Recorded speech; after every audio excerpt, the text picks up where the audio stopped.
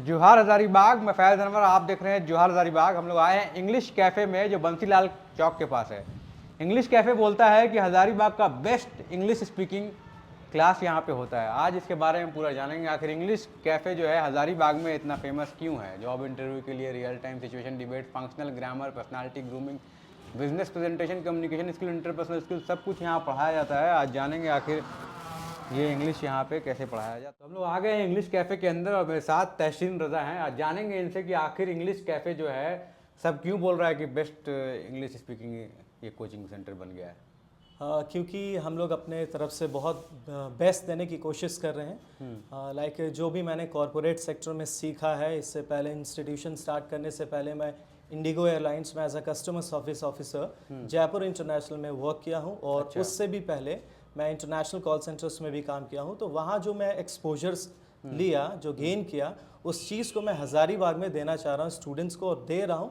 And for the same reason हम लोग best देने में अब तक सक्सेसफुल रहे हैं। तो कैसे सोचा आपने कि इंग्लिश कैफ़े खोला जाए? क्या कमी थी हजारीबाग के बच्चों में जो वहाँ जाके कॉल सेंटर में या फिर बड़े बड़े कंपनीज में इंग्लिश के वजह से काम नहीं मिलता है, ऐसा था क्या?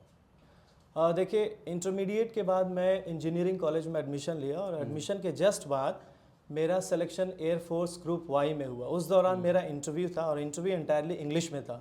उस वक्त मुझे इंस्ट्रक्ट किया गया कि आप अपने इंग्लिश में थोड़ा वर्क करो। And for the same reason मुझे उस वक्त रियलाइज़ हुआ कि मैं बहुत ब्लंडर किया कि जस्ट इंटरमीडिएट के जस्ट बाद मुझे अपने इंग्लिश स्पीकिंग को बहुत ज़्यादा ब्रशअप करना चाहिए था, जो मैं नहीं कर पाया था। तो फाइनली वहाँ फिर इंटरव्यू के बाद मैं अपने इंग्लिश स्पीकिंग को ब्रशअप किया यहाँ पे। और भी लाइक मेरी स्कूलिंग तो फहीमा एकेडमी से हुई है, लेकिन ऑफिशियली मैं मूनम पब्लिक स्कूल का स्टूडेंट हूँ। लेकिन मैं अपने आप को बहुत लकी मानता हूँ कि उस वक्त आज शहर हज़ारीबाग के एक जाने माने शख्सियत एहसान सर, जो कि ओएसिस स्कूल के प्रिंसिपल हैं, उसके अलावा मोइन सर जो सेंट जेवियर से थे, उनका एक्सपोजर मुझे मिला। स्कूल में वो अपना टीचिंग करियर शुरुआत किए थे उसी वक्त वहाँ पे फहीमा एकेडमी में। और बाद में इंटरमीडिएट के बाद, जैसा मैंने बताया कि इंटरव्यू के दौरान मुझे इंस्ट्रक्ट किया गया था, तो मैं मान सर जो हज़ारीबाग के ऑलरेडी बहुत जाने माने शिक्षक रहे हैं, उनसे भी मैं इंग्लिश सीखा। लेकिन जब मैं कॉरपोरेट इंडस्ट्री में गया तो बिल्कुल सिनेरियो बिल्कुल डिफरेंट था। तो मुझे लगा कि वहाँ से जो ट्रेनिंग मिला, जो एक्सेंचुएशन का ट्रेनिंग मिला, और जो भी ट्रेनिंग्स जो एक्चुअल में मैं लैक कर रहा था, उसको गेन करने के बाद इवेंचुअली मैंने इंग्लिश स्पीकिंग इंस्टीट्यूशन को ज्वाइन किया।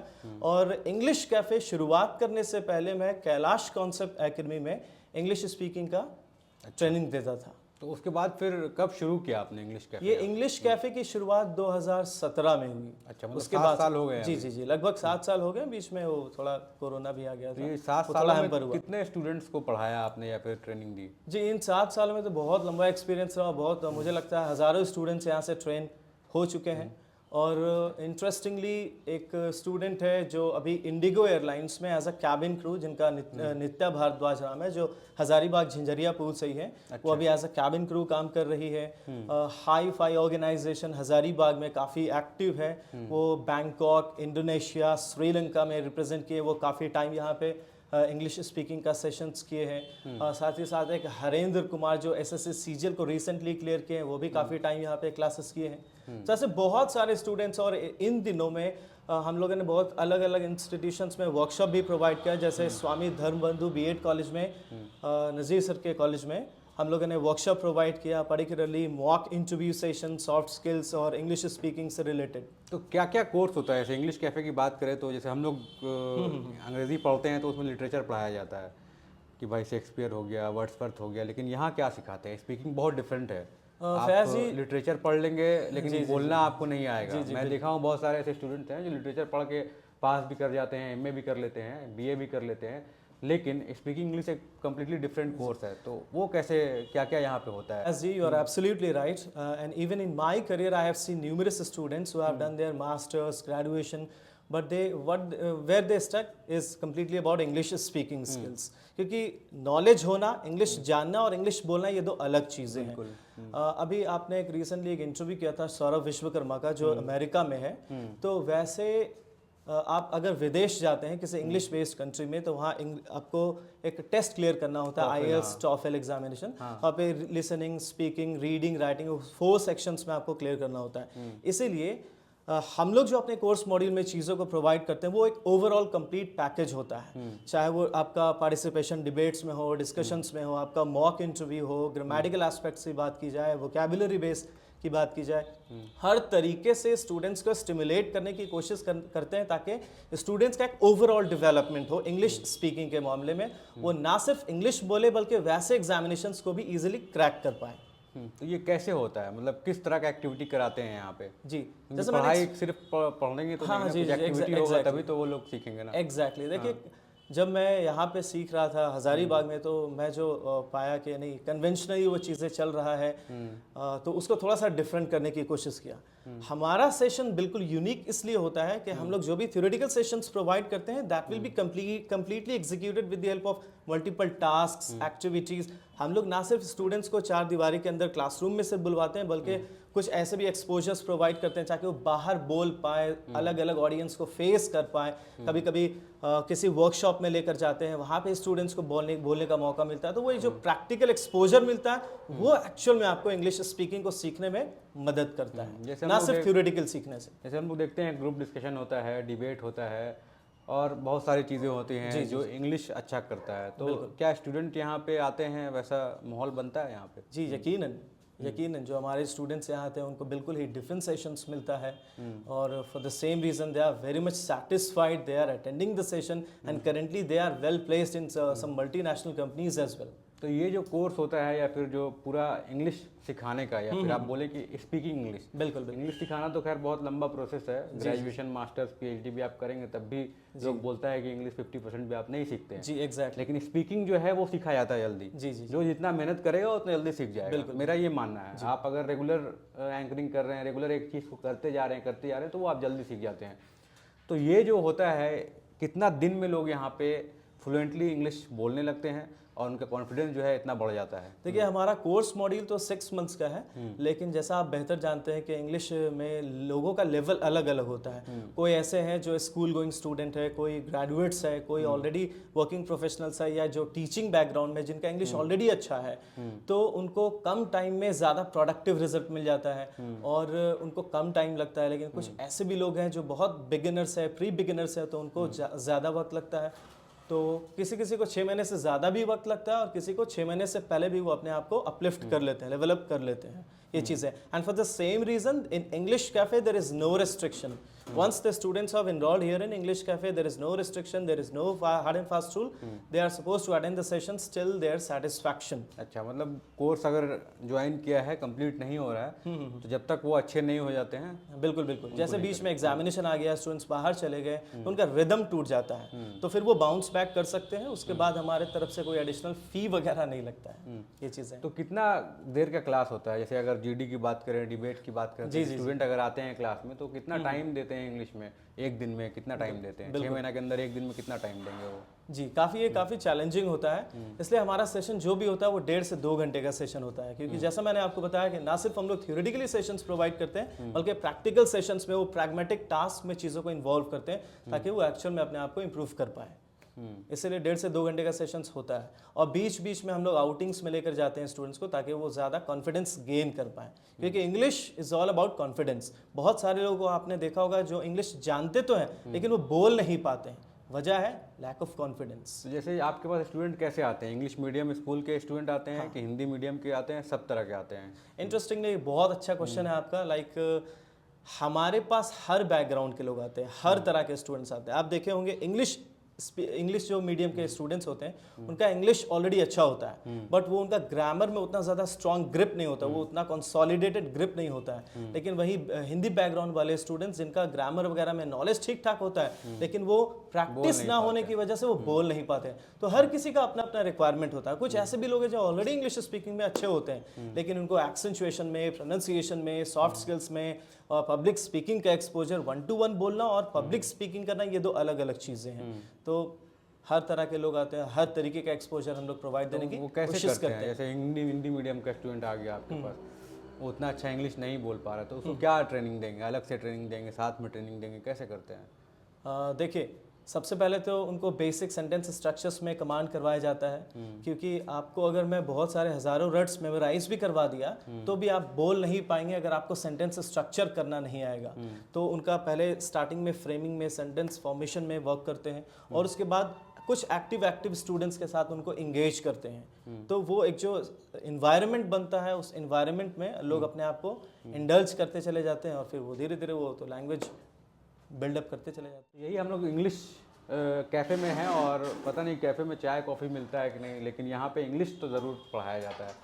तो क्या क्या चीज़ है जो बच्चे इंग्लिश स्पीकिंग के लिए, मतलब अगर वो आएँ सीक्वेंस वाइज, क्या पहले सिखाया जाता है, क्या इंटरपर्सनल स्किल्स हो गया जो उनको सिखाते हैं स्टार्टिंग से और एंड से, ताकि उनका जो ओवरऑल डेवलपमेंट इंग्लिश में हो सके। देखिए, हमारे यहाँ ग्रामेटिकल पोर्शंस के साथ साथ multiple task hand in hand चलते हैं, क्योंकि जो ग्रामेटिकली हम लोग सीखते हैं उसको प्रैक्टिकली एग्जीक्यूट कर पाएँ इसके लिए टास्क ज़रूरी है। जैसे आपका हो गया डिबेट्स हो गया, डिस्कशंस हो गया, एक्सटेम्परी राउंड हो गया, मॉक इंटरव्यू हो गया और रिपोर्टिंग टास्क हो गया जिसमें रैंडमली स्टूडेंट से कुछ क्रॉस क्वेश्चंस वगैरह करवाया जाए।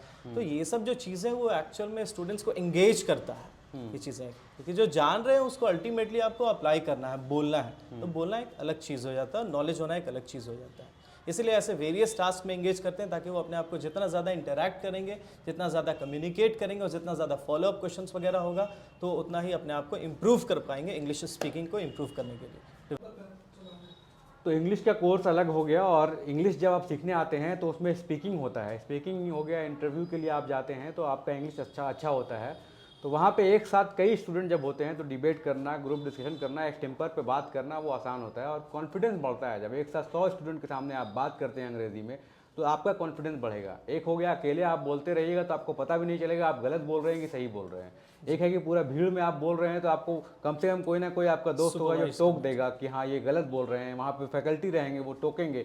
तो आप जितना गलती करेंगे, जितना मिस्टेक करेंगे, वो फैकल्टी उसको सुधारते जाएंगे। तो ये फ़ायदा है कि इंग्लिश स्पीकिंग कोर्स करने के लिए। और इंग्लिश कैफ़े जैसे ये लोग बताते हैं कि बेस्ट दे रहे हैं, अब पता नहीं, आप आके देखिएगा तभी पता चलेगा। बिल्कुल, हमको भी लगता है इंग्लिश थोड़ा सीख। हाँ, तो यही है, जैसे बहुत ज़रूरी है कि आप 100 लोगों के बीच में बोलें, तो क्या ये सच में ज़रूरी है? बिल्कुल आपने सही बोला कि लाइक कोई ना कोई एक ऐसा होना चाहिए जो आपको सुपरवाइज करे कि आप सही बोल रहे हैं या गलत बोल रहे हैं। लोग जनरली ऐसा एम्फेसाइज करते हैं कि आप सिर्फ बोलो और आपका इंग्लिश स्पीकिंग इंप्रूव हो जाएगा।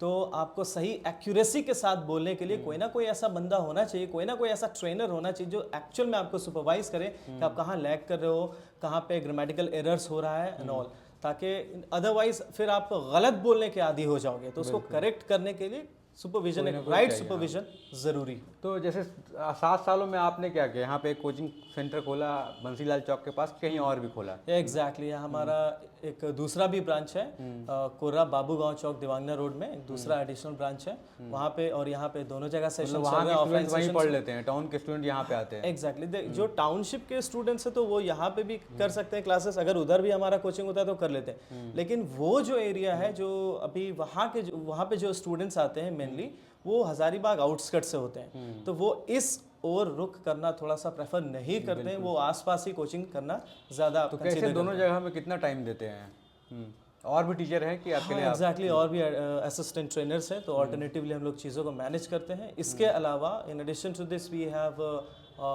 The online platform as well, जहाँ पे हम लोग ऑनलाइन सेशंस को प्रोवाइड करते हैं लाइव। अच्छा, तो वो क्या पेड होता है?